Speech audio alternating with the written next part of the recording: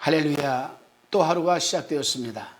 성삼위 하나님의 성호를 찬양하면서 그 하나님의 성호가 오늘 살아가는 여러분들의 이 삶의 필드에 늘 순간순간 함께 임마누엘 하나님으로 동행하시기를 주님의 이름으로 축원드립니다. 오늘은 신명기 30장 1절로 20절의 말씀을 나눕니다. 우리는 모세 오경의 말씀을 통하여 이스라엘을 향한 하나님의 마음이 어떠하신지 우리는 지금 살펴보았습니다. 이스라엘 백성들이 위협에 처할 때나 그렇지 않을 때나 하나님은 온갖 기적과 표적을 나타내면서 이스라엘 백성들에게 함께하고 있음을 깨닫게 해주셨습니다.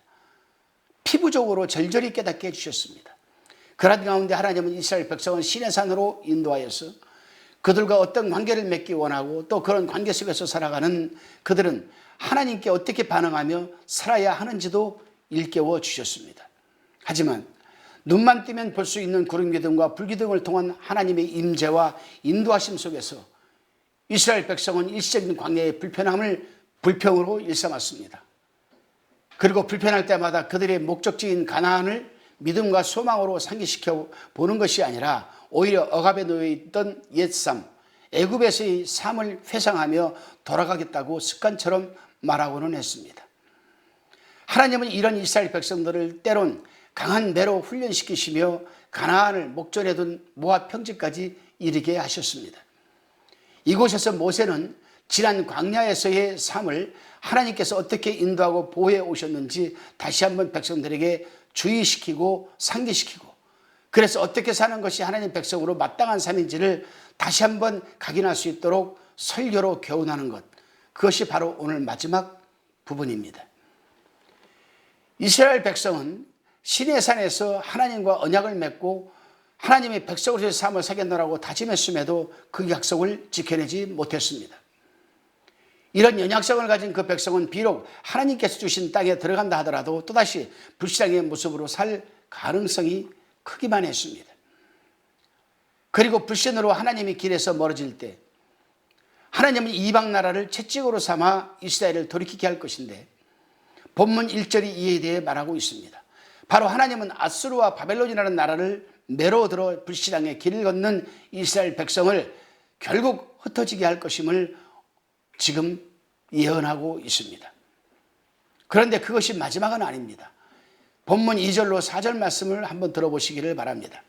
너와 내 자손이 내 하나님 여호와께로 돌아와 내가 오늘날 내게 명한 것을 온전히 따라서 마음을 다하고 성품을 다하며 여호와의 말씀을 순종하면 내 하나님 여호와께서 마음을 돌이키시고 너를 긍휼히 여기사 내 포로를 돌리시되 내 하나님 여호와께서 너를 흩으신 그 모든 백성 중에서 너를 모으시리니 너희 쫓겨간 자들이 하늘가에 있을지라도 내 하나님 여호와께서 거기 너를 모으실 것이며 거기서부터 너를 이끄실 것이라. 아멘.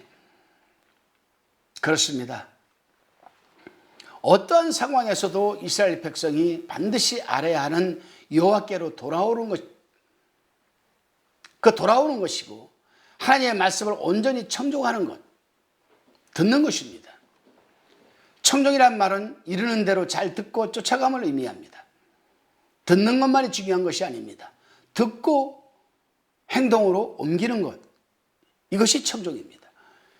그리고 이스라엘 백성이 알아야 하는 사실은 하나님의 본심에 관한 것입니다. 하나님의 본심. 하나님의 본심은 그의 자녀를 회복하여 그의 선하신 목적대로 인생을 이끌고 가는 데 있습니다. 이스라엘 백성을 괴롭혀 망가뜨리는 것이 하나님의 본심이 아니라 분명히 가야 할 길이 있음에도 잘못된 길로 향하는 그들을 회복시키고 원래의 방향으로 돌려놓는 것이 하나님의 본심이요 하나님의 뜻이요 하나님의 계획입니다. 모세는 계속해서 이스라엘 백성들에게 주어진 하나님의 말씀에 대해 이렇게 설교합니다. 11절 14절 말씀입니다.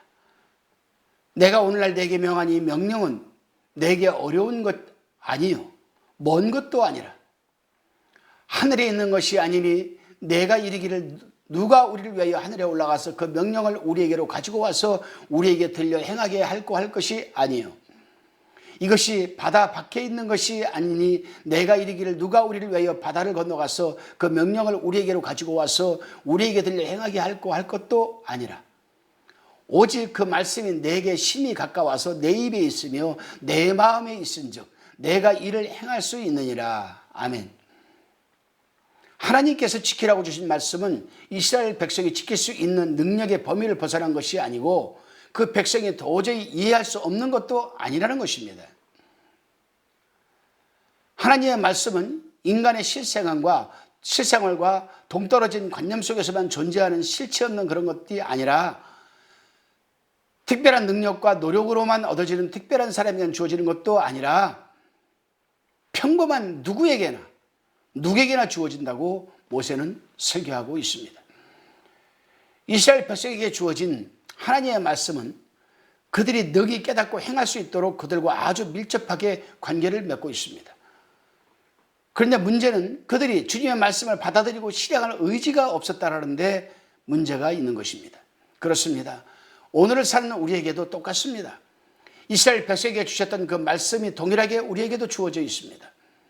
하나님의 말씀은 우리의 삶과는 동떨어진 추상적이고 실체 없는 것이 아니고 또 도저히 우리가 지킬 수 없는 우리의 능력을 완전히 초월한 것도 결코 아닙니다.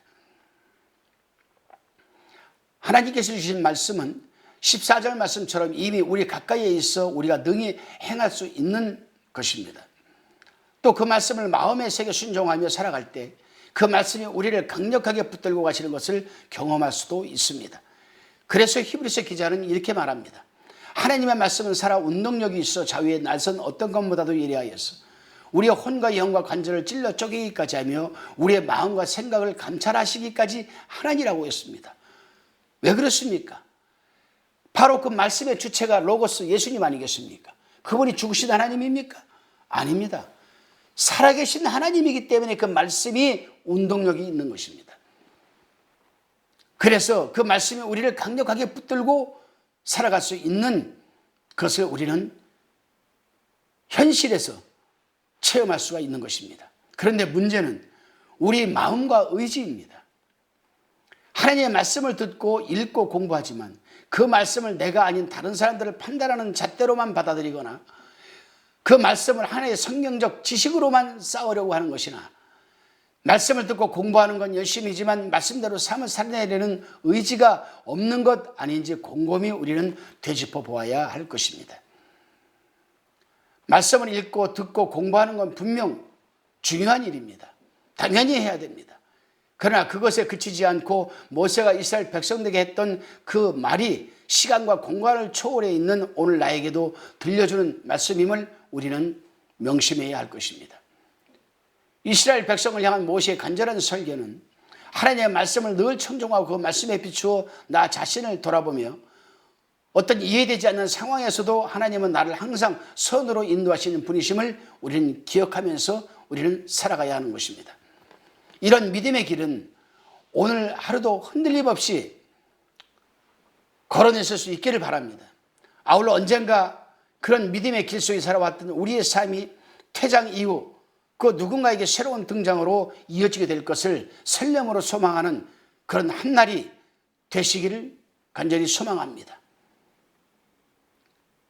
새로운 누군가의 등장, 자녀가 될 수도 있습니다. 남편이 될 수도 있습니다. 아내가 될 수도 있습니다.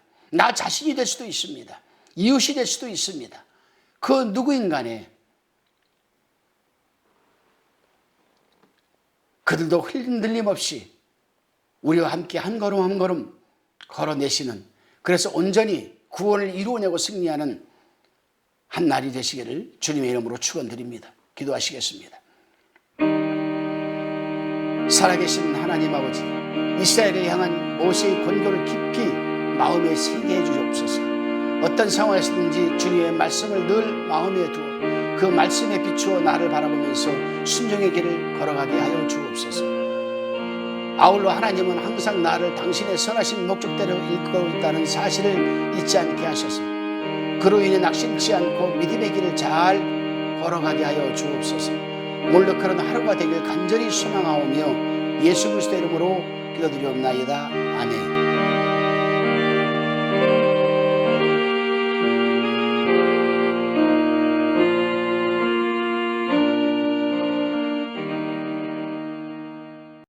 가평방송 구독, 좋아요 부탁드립니다. 감사합니다.